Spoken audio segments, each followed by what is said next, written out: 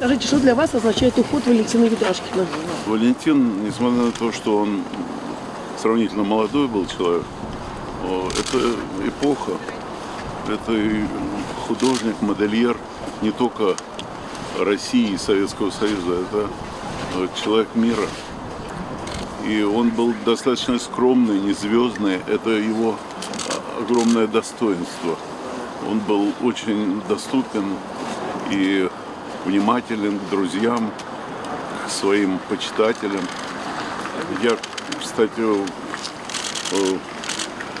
несколько костюмов его носил не только на юбилеях, то есть смокинги. Валя очень внимательно советовал все. Вот. Так что Царство Небесное прекрасному человеку и художнику мира. Спасибо. Спасибо большое. Он для нас не ушел, он для нас всегда будет жить в наших шоу, в наших костюмах, которые он создавал, в наших сердцах, как друг. Поэтому и я надеюсь, что его семья будет гордо нести дальше его имя, его домом моды. И я думаю, что Галя в памяти об отце создаст действительно продолжение, которое будет также в будущем восхищаться весь мир, потому что я его считаю легендой мировой моды. Он всегда спрашивает просто, как дела, что происходит, какие песни, какие планы, о жизни говорили. Ему было тяжело долго находиться, но он всегда приходил в гости к людям, несмотря на свое такое состояние непростое, но ему хотелось всегда быть со всеми рядом, поэтому сегодня ему все рядом. А видно было, что он боролся как-то по лицу? Конечно. Решите Спасибо, пройти. Николай. Вот что-то оторвалось, что-то не хватает. Он был близкий друг и был новатором во многом. И в современной России он много сделал. Он был просто, знаете, такой человек, вот, просто хотя интеллигент, наверное, мало, что-то еще больше. И если посмотреть его работы, посмотреть, как он вел себя в жизни, в быту, он достоин уважения, поверьте мне, потому что мы близко общались, мы дружили с семьями. И то, что сделано в современной России, мы, может быть, и иногда не видим, но я считаю, что он очень большой вклад сделал в развитие нашей культуры, в развитие моды. И он был достойным сыном России. Много говорили с ним, много чего обсуждали. И я знаю, что он был неравнодушный человек. Поэтому Царство ему небесное, будем его помнить. Он до конца продолжал работать, да? До последнего. У меня такое впечатление, как будто он всегда был с карандашом. Потому что даже придя к нам в гости, там, бывая у них, да, мы что-то обсуждаем, но у меня такое впечатление, вот он всегда, вот карандаш, и что-то, какие-то эскизы, все равно что-то он делал. Это вот и как бы говорит о том, что он очень большой человек. Он был и достаточно неравнодушен тому, что происходит. И всегда подбирал, и находил слова сказать, слова утешения какие-то. И ведь болезнь его преследовала уже около 6 лет. Так что тяжело. Спасибо. Спасибо. Вот, я просто с ним дружил как по-человечески. Это очень светлый человек был, мало, наверное, кто может с ним в этом сравниться. И вот я, наверное, не найду ни одного человека, невозможно будет найти, кто бы что-то плохое о нем сказал. И очень жаль, что он ушел в такой возраст. Обидно. Вот. И несмотря на то, что такая была тяжелая болезнь, уже понятно было, что закончится все печально. В советское время Валентин Ведрашкин работал в Центральном проектно-конструкторском бюро вместе с женой с Мариной. И он решил, что он должен пойти в свободное плавание, открыть свой дом. И они с Мариной ушли. И меня на их место пригласили работать вот в это Центральное проектно-конструкторское бюро всесоюзное.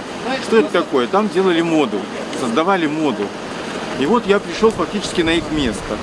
Я очень боялся, и когда я сказал Вале, что я так боюсь, я вдруг не справлюсь, это такая ответственность, это же всесоюзного значения. А он меня так успокоил, он сказал, ты ничего не бойся, ты там будешь самый крутой. Ну, то есть ты модный, а там взрослые очень работают люди. Как-то он меня так успокоил. И вот это я сделал этот первый шаг с таким страхом, но сделал. Благодаря, наверное, и Вале тоже. Потому что если бы он сказал, нет, не ходи, я бы точно не пошел. И так вот мы шли одного периода, одного возраста. Мы шли, я там завоевывал свое на чемпионатах Европы, мира, он свое на подиумах мировых. Мы общались, дружили. Я был у них в гостях, он очень гостеприимный хозяин, Мариночка прекрасная жена. Это такая потеря невозможная, невозместимая никогда никем. Ушел великий просто дизайнер, художник. Сергей, вы помните вашу последнюю встречу? Последняя встреча была вот буквально показ этот крайний на мосту. Надо сказать, что это несправедливо, потому что когда человек уходит в таком молодом возрасте, полон сил, он пошел на поправку, такую коллекцию невозможно красоты просто. И так уйти рано, это просто... Сергей, скажите, что для вас значит уход Валентина Юдашкина? Ну, это трагедия большая, это очень большая трагедия. Я видел, что ему тяжело, ему тяжело. Я понимал, это прекрасно. Но почему-то вот он тоже пошел на поправку. Ну, знаете, вот здоровый человек такую коллекцию, не знаю, как это вообще вытянуть. А человек, который уже болел, но коллекция показывала то, что он полон сил, что он полон энергии, что он еще покажет. То есть мы так успокоились. Валентин просто в свое время показал всему миру, что российская мода самая крутая. Понимаете, да, что было не стыдно. Было много дизайнеров, но когда был показ Валентина Юдашкина, вот было не стыдно. И на мировых подиумах, когда он представлял в Париже, вы знаете, у меня 4, я сейчас не помню, даже может 5 золотые розы Парижа. А Валентин Юдашкин, когда привозил моду, все, можно было других не смотреть. Ну, оригинальный человек с огромной фантазией.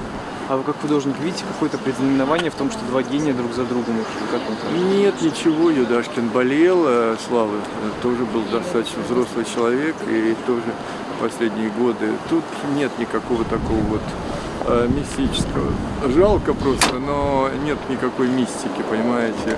Одно время уходили, Гафты уходили, Табакова, уходили люди, уходят иногда, и они знаковые. Просто это время пришло, поколения другие, а в пандемии сколько ушло людей.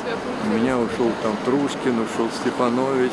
В общем, огромное количество уходило звезд, на которых мы помнили, знали. И, вот, наверное, это тоже, можно сказать, всех подкосило это время.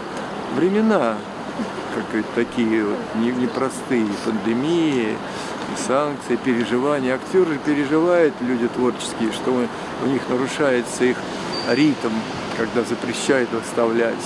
Понимаете, в прошлом году ко мне должен был приехать Аль Пачино, я готовился, он должен был открыть мою выставку в Русском музее в Петербурге, потом в Москве, прием.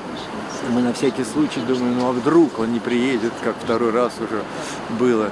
Мерлин Стрип, она говорит, конечно, прилечу. Думаю, давай еще Николас Кейдж. И все раз, и кто виноват? Не они виноваты, а обстоятельства, так устроен мир, все нормально. Вот. Но главное, что есть еще люди, друзья, которых мы любим, дай Бог им здоровья.